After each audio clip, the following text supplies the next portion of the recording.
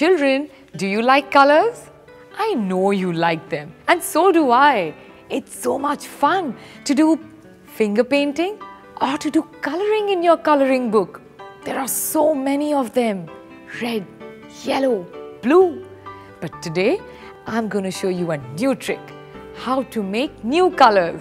So what are you waiting for? Bring your colors and let's get started.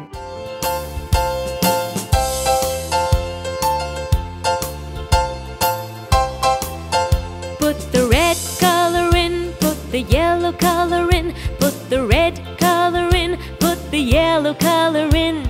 Now mix it well, which color do we get? Oh, it's color orange.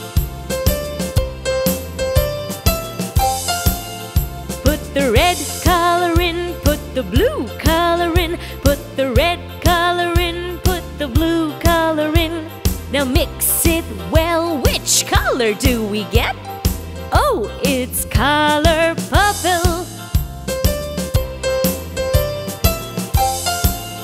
Put the yellow color in, put the blue color in, put the yellow color in, put the blue color in. Now mix it well, which color do we get? Oh, it's color green. Yes, it's colored green.